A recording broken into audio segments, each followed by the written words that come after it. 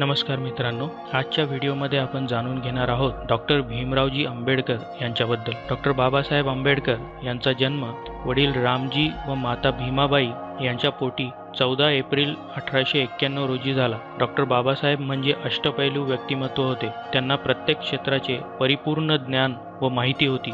सामाजिक, राजकीय, आर्थिक, शैक्षणिक, धार्मिक, पत्रकारिता, कायदे अशा विविध क्षेत्रात आपल्या अमोघ कर्तृत्वाने व कुशल नेतृत्वाने डॉक्टर बाबासाहेब आंबेडकर यांनी दीनदलितांच्या, श्रमिकांच्या, विस्थापितांच्या, शोषितांच्या अंधकारमय जीवनाला प्रज्ञेचा संदेश दिला। गलितगात्र झालेल्या मनामनामधून समाजक्रांतीचे स्फुल्लिंग चेतवून डॉक्टर बाबासाहेब आंबेडकर यांनी मुरदाड झालेल्या समाजाला आपल्या हक्काप्रती जागृत केले। भीमराव हे एल्फिस्टन हायस्कूलमध्ये जाणारे पहिले अस्पृश्य विद्यार्थी होते। आंबेडकर हे परदेशातून अर्थशास्त्रामध्ये डॉक्टरेट पदवी मिळवणारे पहिले भारतीय होते। तसेच ते दक्षिण आशियातून 2दा डॉक्टरेट पदव्या मिळवणारे पहिले दक्षिण आशियाई होते। आंबेडकर हे त्यांच्या हयातीतील भारतातील सर्वात प्रतिभाशाली व सर्वात उच्च विद्या विभूषित व्यक्ती होते। त्यांनी नोव्हेंबर 1896 ते नोव्हेंबर 1923 अशा 27 वर्षात मुंबई विद्यापीठ, कोलंबिया विद्यापीठ, लंडन स्कूल ऑफ इकॉनॉमिक्स आणि ग्रेज इन या शिक्षण संस्थांमधून उच्च शिक्षण घेतले।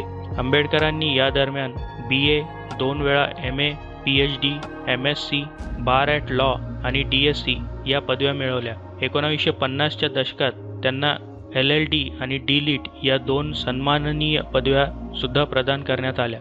आंबेडकर हे बहुभाषी होते। ते Marathi, Sanskrit, Pali, English, Hindi, French, German, Farsi, Gujarati, Bengali, Kannada अशा 11पेक्षा अधिक अनेक भारतीय व विदेशी भाषा शिकलेले होते। यापैकी अनेक भाषांवर त्यांचे प्रभुत्व होते। आंबेडकर 1922 मध्ये ग्रेज इन येथून बॅरिस्टर ॲट लॉ ही पदवी घेऊन 3 एप्रिल 1923 रोजी मुंबईत परतले। समाजकार्य करावे व अर्थार्जनासाठी वकिली करावी असा निर्णय त्यांनी घेतला। वकिलीतून घरखर्च भागत नसल्यामुळे त्यांनी बॉटली बॉईज अकाउंटन्सी इन्स्टिट्यूटमध्ये मर्कंटाईल लॉचे प्राध्यापक म्हणून नोकरी केली। याचे त्यांना महिन्याला 200 रुपये वेतन मिळे। ही प्राध्यापक पदाची नोकरी त्यांनी 10 जून 1925 ते 31 मार्च 1928 पर्यंत केली।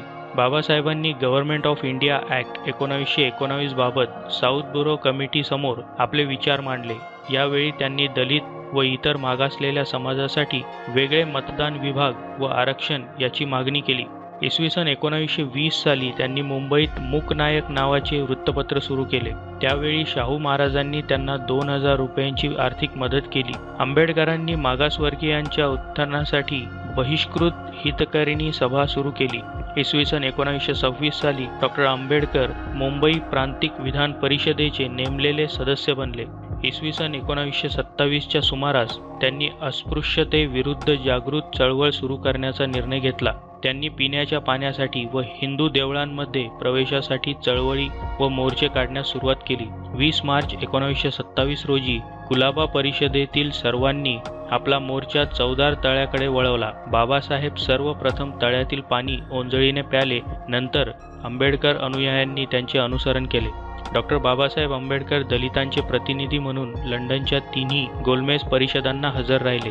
दिनांक 12 नोव्हेंबर 1930 रोजी पहिली गोलमेज परिषद आयोजित करण्यात आली होती। या देशातील काँग्रेस पक्षाचे नेतृत्व भांडवलदार, जमीनदार व ब्राह्मण वर्ग यांच्या हातात असल्याने राजकीय सत्ता त्यांच्याच हाती जाईल व येथील दलित कष्टकरी समाज गुलामासारखा राबवला जाईल असे डॉक्टर बाबासाहेब आंबेडकर यांना वाटत होते। असे होऊ नये यासाठी त्यांनी लोकशाही मूल्यांवर आधारित असणारा स्वतंत्र मंजूर पक्ष 1936 साली स्थापन केला। डॉक्टर भीमराव आंबेडकर हे डॉक्टर बाबासाहेब आंबेडकर या नावाने प्रसिद्ध आहेत। बाबासाहेबांच्या हयातीतच त्यांना बाबासाहेब ही उपाधी त्यांचे अनुयायी व भारतीय जनतेने सप्टेंबर-ऑक्टोबर 1927 मध्ये बहाल केली। आंबेडकरांनी इसवी सन 1919 पासून सामाजिक व राजकीय क्षेत्रांमध्ये काम करायला सुरू केले होते। 1956 पर्यंत त्यांना अनेक राजकीय पदांवर नियुक्त केले गेले। डिसेंबर 1926 मध्ये मुंबईच्या गव्हर्नरने त्यांना मुंबई विधान परिषदेचे बॉम्बे लेजिस्लेटिव्ह काउन्सिल सदस्य म्हणून नेमले। ते 1936 पर्यंत मुंबई विधान परिषदेचे सदस्य होते। सन 1937-1942 पर्यंत ते विधानसभेचे सदस्य राहिले आणि या दरम्यान त्यांनी मुंबई विधानसभेत विरोधी पक्ष नेते म्हणूनही काम पाहिले।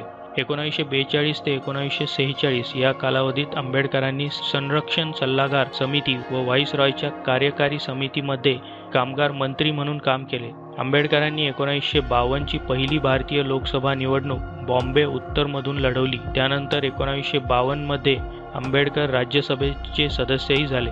ब्रिटिश संसदेने भारताच्या स्वातंत्र्याचा ठराव 15 जुलै 1947 रोजी स्वीकृत केल्यानंतर 3 ऑगस्ट 1947 रोजी भारताच्या मंत्रिमंडळातील मंत्र्यांची नावे जाहीर झाली. त्यात डॉक्टर आंबेडकरांची कायदे व न्यायमंत्री म्हणून नियुक्ती होती. अस्पृश्यांसह निम्न मध्यवर्गास उच्च शिक्षण देण्यासाठी डॉक्टर बाबासाहेब आंबेडकर यांनी 8 जुलै 1945 रोजी पीपल्स एज्युकेशन सोसायटी या शैक्षणिक संस्थेची स्थापना केली.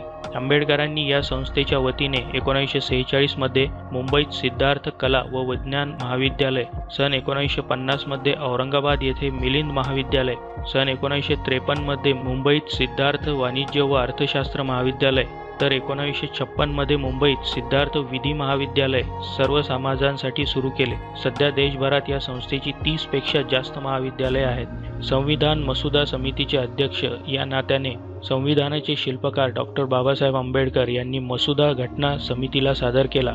डॉक्टर आंबेडकर भारतीय संविधानाचे प्रमुख शिल्पकार होते, असे भारताचे तत्कालीन राष्ट्रपती KR नारायणन यांनी मत व्यक्त केले.